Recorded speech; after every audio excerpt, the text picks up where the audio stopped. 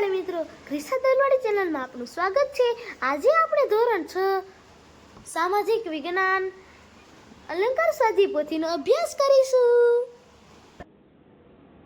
તેમાં પાઠ છે, એકમ છે બીજો, મહાસાગરો અને ખંડો। તેમાં પ્રશ્ન નંબર 1, નીચેના પ્રશ્નોના ઉત્તર માટે યોગ્ય વિકલ્પ પસંદ કરી તેનો ક્રમ ચોરસમાં લખો। તેમાં પહેલાનો જવાબ A, બીજાનો જવાબ D, ત્રીજાનો જવાબ B, ચોથાનો જવાબ C, પાંચમાનો જવાબ D, છઠ્ઠાનો જવાબ A, સાતમાનો જવાબ B, આઠમાનો જવાબ D, નવમાનો જવાબ B, દસમાનો જવાબ A, 11માનો જવાબ D,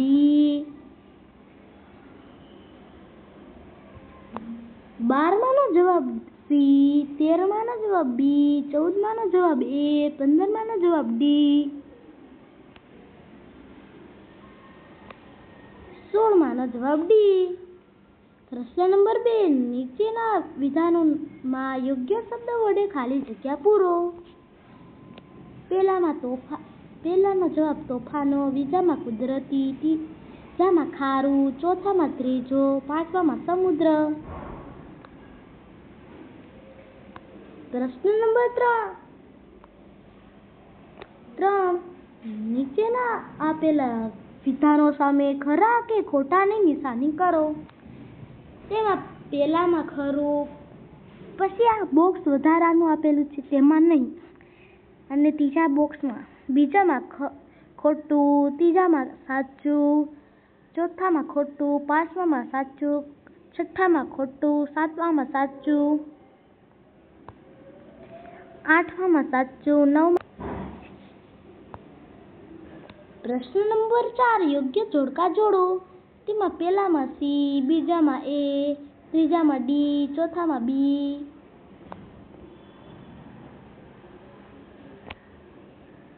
પ્રશ્ન નંબર 5, નીચેના પ્રશ્નોના એક શબ્દમાં ઉત્તર આપો। પહેલામાં લક્ષદ્વીપ ટાપુઓ, બીજામાં અંદમાન અને નિકોબાર, ત્રીજામાં દક્ષિણ ગંગોત્રી, ચોથામાં મહાસાગરો અને ખંડો, પાંચમામાં નેશનલ ડિઝાસ્ટર મેનેજમેન્ટ ઓથોરિટી, છઠ્ઠામાં મહાસાગરોને, સાતમામાં શેવાળ અને સમુદ્રી ઘાસ, આઠમામાં ટાપુઓ।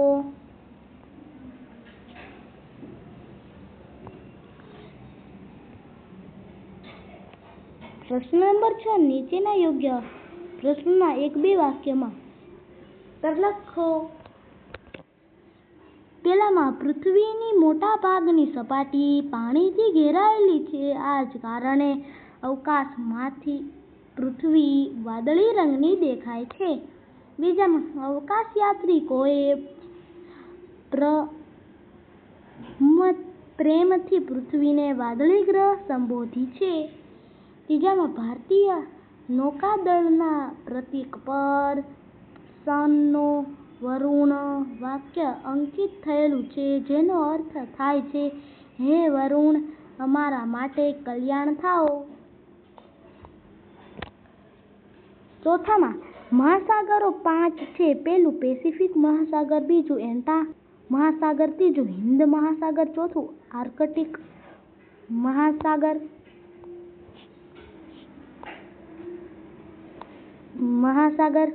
પાંચમું એન્ટાર્કટિક મહાસાગર। પાંચમામાં જવાબ, પૃથ્વી પર 7 ખંડો આવેલા છે, પહેલું એશિયા, બીજું આફ્રિકા, ત્રીજું યુરોપ, ચોથું ઉત્તર અમેરિકા, પાંચમું દક્ષિણ અમેરિકા, છઠ્ઠું ઓસ્ટ્રેલિયા અને અંટાર્કટિકા।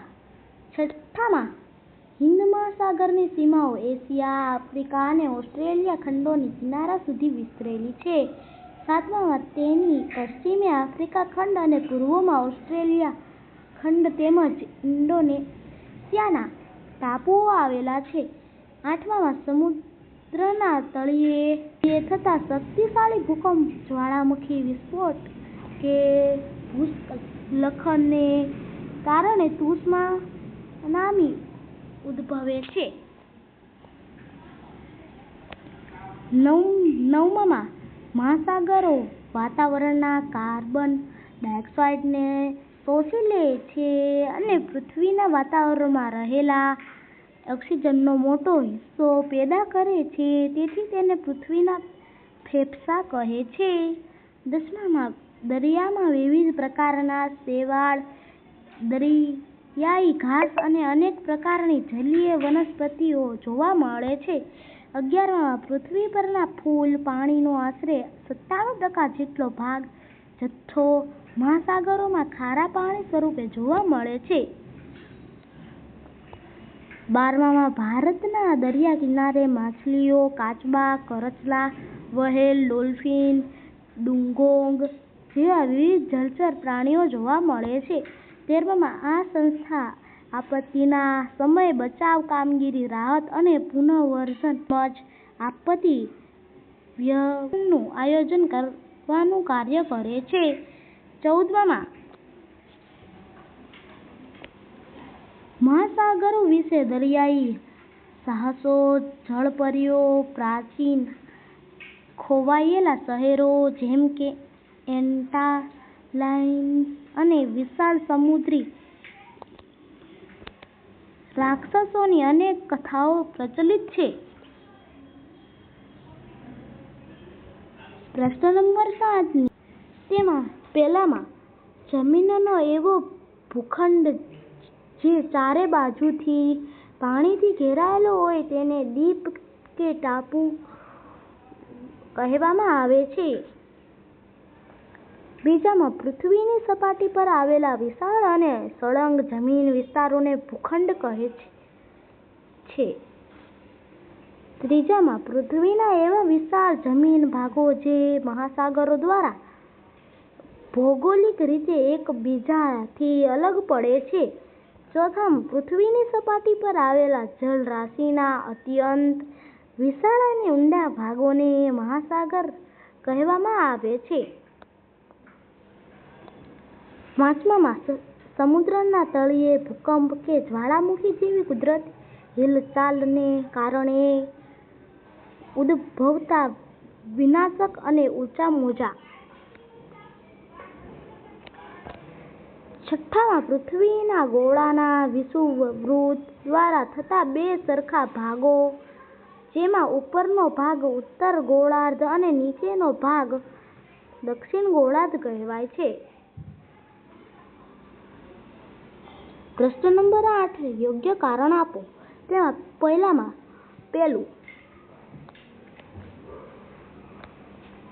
પહેલું, પૃથ્વી સપાટીના આશરે 71% ભાગ જળરાશિ ધરાવે છે.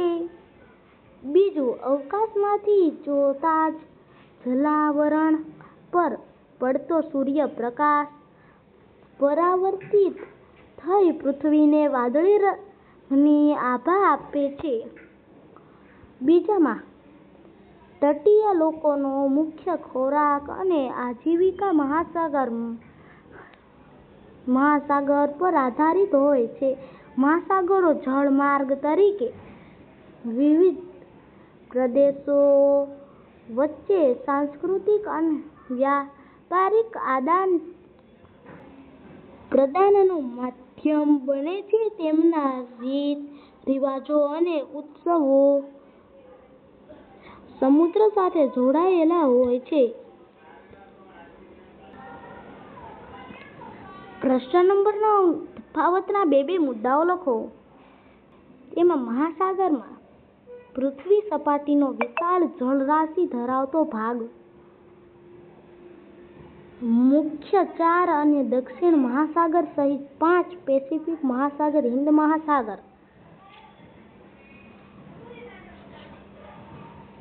પૃથ્વી સપાટીનો વિશાળ ભૂમિભાગ કુલ 7 ખંડો છે.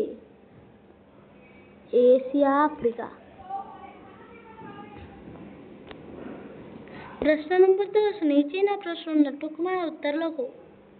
તેમાં પહેલામાં, અંટાર્કટિકા દક્ષિણ ધ્રુવ પર આવેલો વિશ્વનો 5મો મોટો ખંડ છે. તે 12 માસ બરફથી ઢંકાયેલો હોવાથી શ્વેત ખંડ કહેવાય છે. અહીં માનવ વસવાટ નથી, પરંતુ ભારત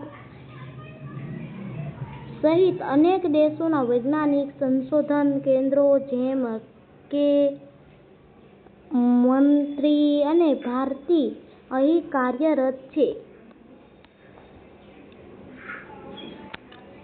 બીજાનો વિખ્યાત લેખક જ્યુલસ વર્ને જણાવ્યું છે કે મહાસાગરો એ પૃથ્વીનું વિશાળ અને જીવંત પુસ્તક છે. તે અખૂટ સંપત્તિ અને રહસ્યોનો ભંડાર છે જે પૃથ્વીના અસ્તિત્વ માટે અનિવાર્ય છે. ત્રીજામાં, ઓલિમ્પિકના પ્રતીકમાં 5 રંગીન રિંગ્સ એકબીજા સાથે જોડાયેલી હોય છે.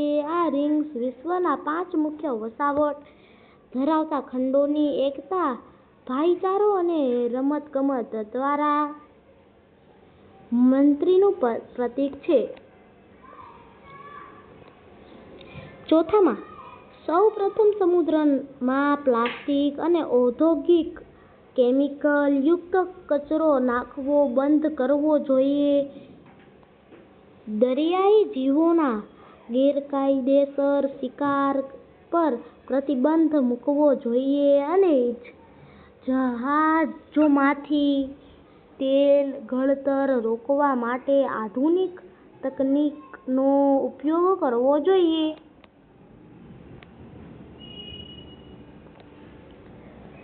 પાંચમામાં, પૃથ્વી સૌરમંડળનો અજોડ ગ્રહ છે જે જીવસૃષ્ટિ ધરાવે છે. તેની સપાટી પર 29% જમીન અને 71% પાણી છે. પૃથ્વી પોતાની ધરી પર અને સૂર્યની આસપાસ ફરે છે, જેના પરિણામે દિવસ-રાત અને ઋતુચક્ર જેવી ઘટનાઓ બને છે.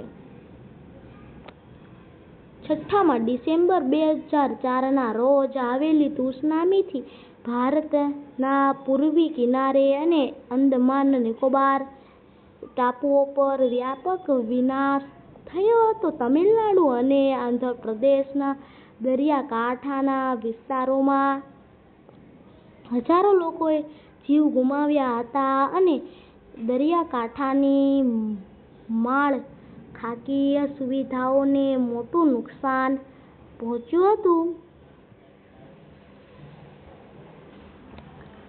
પ્રશ્ન નંબર 11. નીચેના પ્રશ્નોના મુદ્દાસર ઉત્તર લખો.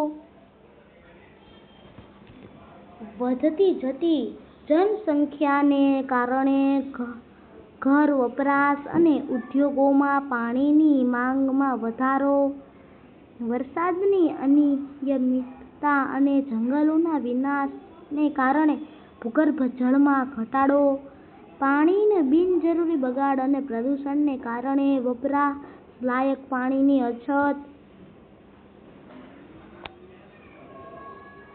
પાણીનો બગાડ અને પ્રદૂષણ, જળસંગ્રહના અભાવને કારણે પાણીની અછત સર્જાય છે.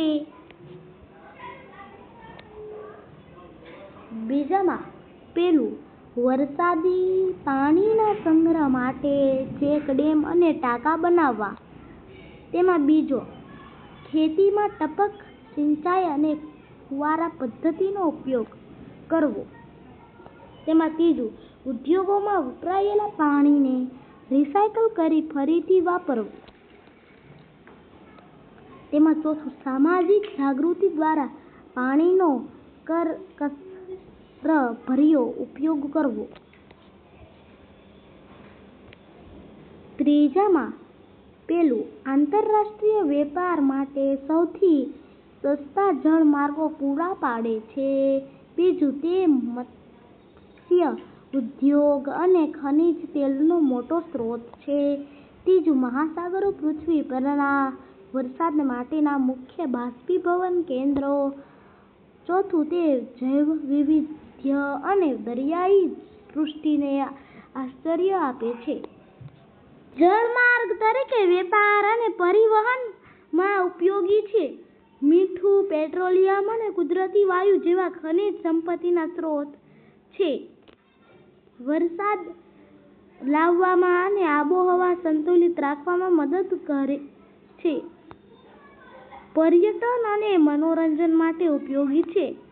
અનેક જળચરો અને વનસ્પતિનું નિવાસસ્થાન છે. ચોથામાં પહેલા કારખાનાઓનું શુદ્ધિકરણ વગેરેનું ઝેરી પાણી નદીઓ કે સમુદ્રમાં છોડવું. બીજું, શહેરી ગટર વ્યવસ્થાનો કચરો જળાશયોમાં ઠાલવવો. ત્રીજું, દરિયામાં જહાજોના અકસ્માતથી થતું ઓઇલ સ્પીલ તેલનું ગળતર. ચોથું, ખેતીમાં વપરાતા રાસાયણિક ખાતરોનું વરસાદી પાણી સાથે જળાશયોમાં ભરવું. પ્રશ્ન નંબર 12 ટૂંક નોંધ લખો. તેમાં પહેલું, પૃથ્વી સપાટીના લગભગ 71% વિસ્તારમાં ફેલાયેલા વિશાળ જળરાશિને મહાસાગર કહે છે.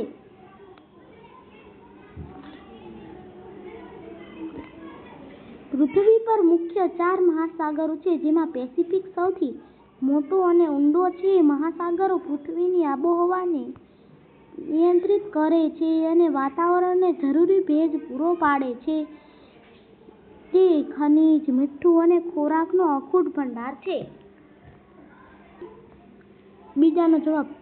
જાપાની ભાષાના શબ્દ ત્સુનામીનો અર્થ બંદર પર આવતા વિનાશક મોજા થાય છે. સમુદ્રના પેટાળમાં થતી ભૂસ્તરીય હિલચાલને કારણે ખૂબ જ ઊંચા અને વેગવંતા મોજા ઉછળે છે. આ મોજા જ્યારે કિનારા સાથે અથડાય છે ત્યારે દરિયાકાંઠાના વિસ્તારોમાં મોટા પાયે જાન માલનું નુકસાન કરે છે.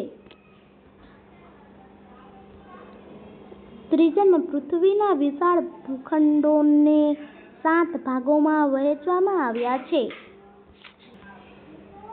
એશિયા વિશ્વનો સૌથી મોટો ખંડ છે, જ્યારે ઓસ્ટ્રેલિયા સૌથી નાનો ખંડ છે. દરેક ખંડ પોતાની અલગ અલગ ભૌગોલિક ઓળખ, નદીઓ, પર્વતો અને સંસ્કૃતિ ધરાવે છે. ખંડો પૃથ્વી સપાટીનો આશરે 29% ભાગ રોકે છે.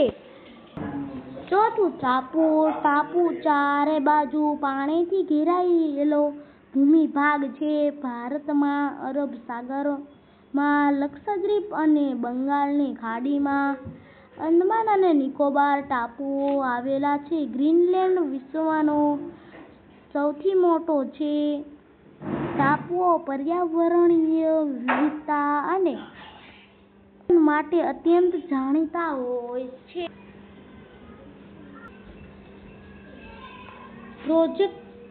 Project work. પ્રશ્ન નંબર 1, નીચેની આકૃતિ જોઈને પ્રશ્નોના જવાબ આપો.